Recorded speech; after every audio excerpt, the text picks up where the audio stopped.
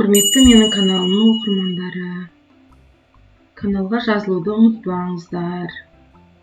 Бүгін 8-ші сыныпқа арналған рационал теңдеулерді түсіндіретін боламын. 2-де 101-ші есеп. Бірінші есептіге тоқталайық. Бірінші есепте бізде x квадрат бөлшектің бөлімі x азайту 2 тең болады x азайту 2. Яғни бұл жердегі бөлшектің бөліміне қараймыз. Бөлшектің бөлімдері x минус 2-ге көйтіп жіберсек қысқарып кететін болып тұр. Сол себепті теңдіктің екі жағында x минус 2-ге көйтіп жібереміз. Сол кезде x минус 2 мен x минус 2 қысқарып кетеді, x қалады. Ал мына жерде дәл солай қысқарып кетеді де x қалады. Сосын x-ті теңдіктің екінші жағына шығарамыз, яғни сол жаққа шығарамыз. Сол кезде x квадрат минус теңдіктен кейін ештеңе x екінші бетке шыққасын 0 қалғандықтан тең 0 дейміз. Енді шақшаның сыртына ортақ көйткіші шақшаның сыртына шығарып жібереміз. Сосын x шақшаның сыртында шығып тұрады. Енді тексереміз. X-ті x-қа көбейтемін, x квадрат шығып тұр. X-ті 1-ге көбейтемін, минус 1 шығып тұр. Яғни бұл жерде теңдік қате емес. Теңдіктен кейін 0 болғандықтан жеке-жеке 0-ге теңестіруге болады. X-ті жеке 0-ге теңестіргенде бұл бізде бірінші түбір болып шығады. X минус 1-ді 0-ге теңестіреміз. Айнымалысы барын бір жағына, айнымалы жоқты бір жаққа шығарамыз. Сол кезде бізде екінші түбір, x-ші түбір бізде x квадрат тең 1 болып шығады. Яғни бұл жерде жауабы 0 мен 1 болды. Енді екінші есепке тоқталайық. Екінші есепте y квадрат минус 6, y минус 5 тең болады 5 азайту y-ге. Енді қарасақ, екі бөлшектің бөліміне қаратсақ, мына жерде y минус 5 болып тұр, ал мына жерде 5 азайту y болып тұр. Екінші бөлшектің бөліміндегі 5 пен y-тің орнын ауыстырамыз. Енді астында көрсетіп қойдым, ауыстырамыз. Сол кезде шақшаның сыртына минус шығып кетеді. Енді тексереміз. Ал бірінші бөлшегіміз сол күйі қайтадан өзі көшіріледі. Көрсетіп отырмын. Яғни енді тексеріп көрейік, шақшаны дұрыс аштық па, ашпадық па, бір тексеруіміз керек. Егерде қате кетіп қалса, таңбадан жіберсек, ол жауабы қате болып кетуі мүмкін. Шақшаның сыртында минус, ештеңе тұрмаса, ол жерде плюс бар деген сөз. Минусты плюске көбейтетін болсам, бізде минус, y-тің таңбасы шығып тұр. 5-тің таңбасын анықтайық. Минус 5, шақшаның сырты минус, іші минус болса плюс болады. 5 таңбасы плюс болып тұр. Енді бөлшектің бөлімдерін бірдей деп ал қарастырамызда, біз жаңағыдай бірінші есеп сияқты y минус 5-ке көбейтеміз. Сол кезде y минус 5 пен y минус 5 қысқарып кетеді. Y квадрат минус 6y деп өзі жазылады. Мына жерде қысқарып кетеді бұл жерде де, бірақ бөлшектің бөлімде тұрған минус ол 5-тің таңбасы болып қалу керек. Себебі ол минусты тастап кетуге болмайды. Енді барлығын бір бетке жинайық. Y квадрат минус 6y 5 теңдіктің екінші бетіне шыққанда плюс болады екен, тең 0. Дискриминант. Мына теңдеуді жазып кеттім. 8-ші класстың басындағы өткен осы квадрат теңдеуі шешу үшін бізге міндетті түрде дискриминант керек.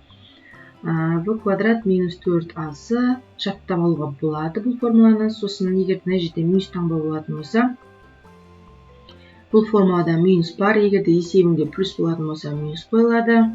Ал егерде мына берілген есепте минус қойылатын болса, мына берілген формуладағы минус пен минус плюс болып кетеді. Ал түбірасында дискриминант қазір түрдің астына шыққан санды жазатын боламыз. Енді дискриминантқа келейік.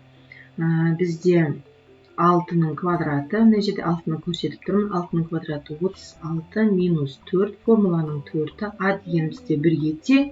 Сол себепті қайтадан жазбаймыз. 5 дегеніміз бос мөлшер.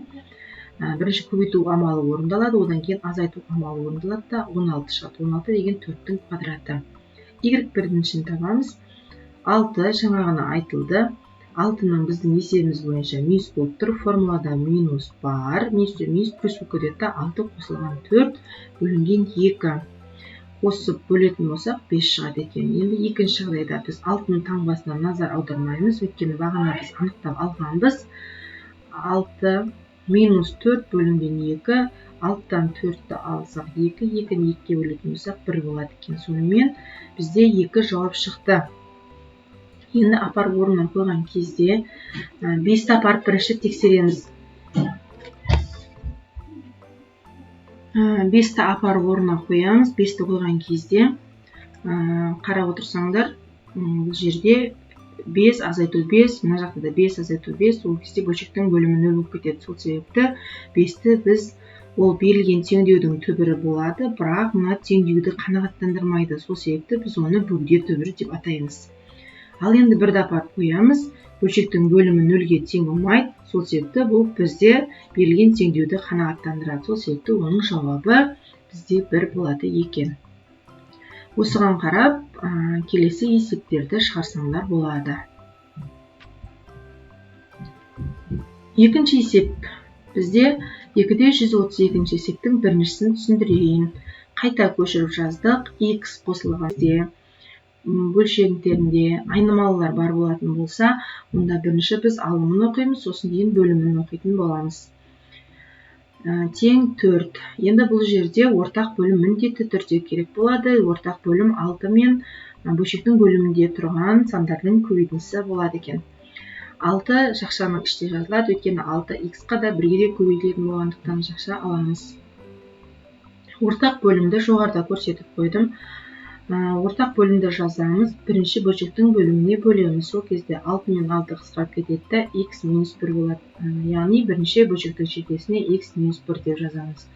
Екінші бөлшекке ортақ бөлімді қайтадан жазамыз. Сөйтіп екінші бөлшектің бөлімінде не бар? X минус 1 бар ма? Соны жазамыз. Сосын екеуі қысқарып кетеді, 6 болады. Яғни екінші бөлшектің бөліміне 6 қоямыз. Теңдіктен кейін, яғни біз барлығында бірдей ортақ бөлімді пайдаланып жатырмыз. Себебі бізде қазір бөлшек болмау үшін. Енді 4 кез келген бүтін санның астында 1 деген сан бар. Сонымен ортақ бөлімді 1-ге бөлген кезде сол ортақ бөлімнің өзі шығатын болады. Енді мына жерде x плюс 1, x минус 1-ді жақша түрінде жазып қойдым, көріп тұрсаңыздар. Плюс енді 20-ны 6-ға көйтеміз, 120 болады, 4-ті 6-ға көйтеміз, 24 болады, жақшасын қайта жазамыз. Енді жақшаны ашу үшін бізге мынау 7-ші класста қысқаша көбейту формуланы қолданғанбыз. X минус a минус b, a плюс b деген формула бізде a квадрат минус b квадратты береді. Яғни x минус 1, x плюс 1 дегеніміз x квадрат минус 1-ге тең. Қосылған 120. Мына жерде жақшаны ашып жатырмын. 24x минус 24. Бұл жерде жинаймыз. X квадрат, яғни 24-ті теңдіктің екінші бетіне шығарайық. Минус 24 болады. Екеуі минус 1 плюс 20 бізде минус 119 болады. 24 бергі бетке келеді. Минус 1 плюс 20 деген кезде бұл жерде 119 шығады. 24 бергі бетке келеді. Сол кезде плюс 143 екеуі қосылып кетеді. Сонымен дискриминант 24-тің квадраты минус 4 көбейтілген 143. 24-тің квадраты 576 болады. 4-ті 143-ге көбейтетін болсақ 572 болады. Екеуін алғанда 4 болады. 4 2-нің квадраты. Енді ана жерде бағана айтып кеткендей минус 24 формулада минус бар. Минус плюс болып кетеді. Сонымен 24 плюс 2 бөлінген 2. Өткен бөлшектің бөлімінде 2 бар. Қоссаңыз 26 бөлеміз 2-ге 13 болады екен. Екіншісі азайту жұмысы жүреді. 24-тен 2-ні аламыз, 22 болады. 2-ге бөлеміз 11 болады. Бөлшектің бөлімінде x азайту 13 немесе x азайту 11 деген жауап болмағандықтан, бұл жерде 2 жауапты да қанағаттандырады. Бұл жерде бөгде түбір деген жоқ. Мына жауабы. Енді екінші есепке қарайық. Екінші есептің берілгенін көшіріп жаздым. 12. Бірінші алымын оқимыз. 12 бөлінген x минус 1 минус x 8 бөлінген x плюс 1 тең болады 1-ге. Ортақ бөлім міндетті түрде бізге керек. Ортақ бөлімсіз ортақ бөлімді алып отырамыз постоянно. Ортақ бөлімді бірінші бағанағыдай бірінші бөлшектің бөліміне бөлген кезде x минус 1 мен x минус 1 екеуі бір-бірін жойып жібереді. X плюс 1 болады бірінші бөлшектің шекесіне. Екінші бөлшекке де дәл солай. X плюс 1 мен x плюс 1 қысқарып кетеді. X минус 1 болады. Ал кез келген бүтін санның астында 1 бар. Кез келген өрнекті 1-ге бөлетін болсақ, сол өрнектің өзі шығады. Мына шекесіне жазып қойдым, көрсеңіздер. Енді жақшаны ашу үшін бірінші мен бір жазып шықтым. Өйткені неге олай істедім? Себебі бөлшектердің ортасында минус болғандықтан мен жақша түрінде бір жазып алайын дедім. 12 x-қа да бірге де көбейт. Екінші минус 8, сосын 8-ден кейін жақшасына x минус 1 деп жазамыз. Бірді 12 көйткенде өзі шығатын болады. Одан кейін жақшаны ашу жұмысы 12x плюс 12. 8-ді x-қа көйтем минус 8x болады. Минусты минусқа көйтетін болсақ плюс болады. Ал мынау бізде жоғарыда көрсетілген 7-ші классының формуласымен шығып тұр, иә? X квадрат минус 1. 1-дің квадраты ол 1-ге тең болады. Сонымен 12x минус 8x бізде 4x болады. Сосын 12-ның алды плюс, 8-ның алды плюс 20 болады. Мына берілген теңдеуді қайта өзін көшіріп жазамыз. Бәрін рет-ретімен жазайық, барлығын оң жаққа шығарамыз. X квадрат 4x теңдіктің екінші бетіне шыққанда минус болады. 20 теңдіктің екінші бетіне шыққанда минус болады. Соның минус 21 болады, тең 0 болады. Дискриминант 4-тің квадраты минус 4 көбейтілген 21.